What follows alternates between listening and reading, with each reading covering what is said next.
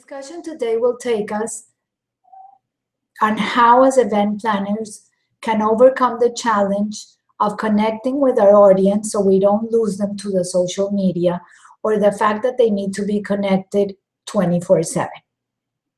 There are many ways to connect in an emotional way.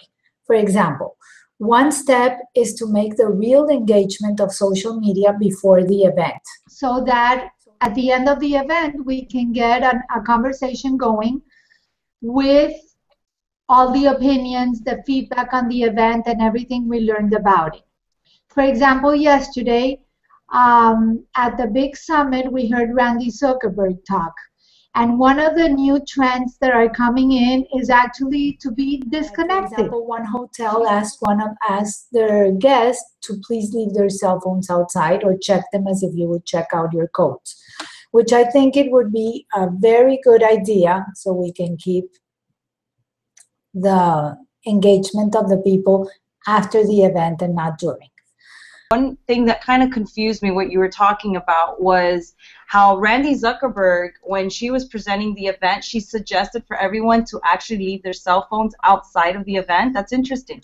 No, not outside. One of the new trends that's coming out, for example, for some social events, like the example that she gave was a wedding. Okay. And they asked everybody to leave their cell phones out so they could enjoy the wedding. It's all about the experience that you have in the event and not being connected 24/7. Okay. So the second step on how do we get the attention of our guests is to have a wow moment. We need to plan a wow moment, but be careful that we plan it the end of the day or at the end of the session before lunchtime, so that we can get everybody talking on the moment during their lunchtime or after, and not during the event. For example, one wow moment that they did at a conference in Miami, where it brought together technology and media arts into Miami, was choosing somebody from the audience that was willing to have a microchip inserted in their hand. So this created a wow moment for everyone, and everybody started taking pictures and everything. But if you do it during the event, we will lose them. And then the next question I have is that you mentioned during the wow moment, right? To have certain wow event and moments in the event so that people can walk away and talk about it after the fact. And you were mentioning the person at the event, I think it was the Siemens Mia event, where they actually injected, they surgically placed a microchip on someone's arm.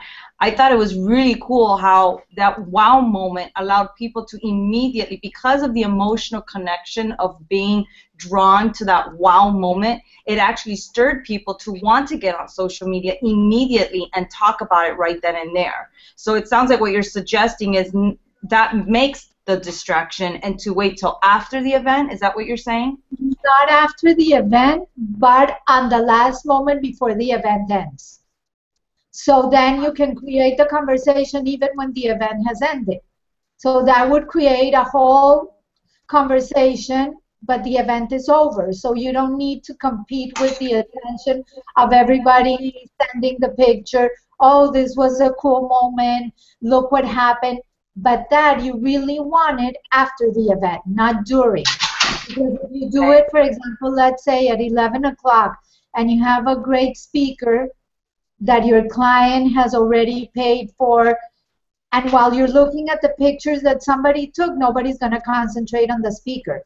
So you don't want to take the attention of the wow moment during the conference. That's why I would do it before lunchtime or at the end of the conference, that you can really get everybody into it.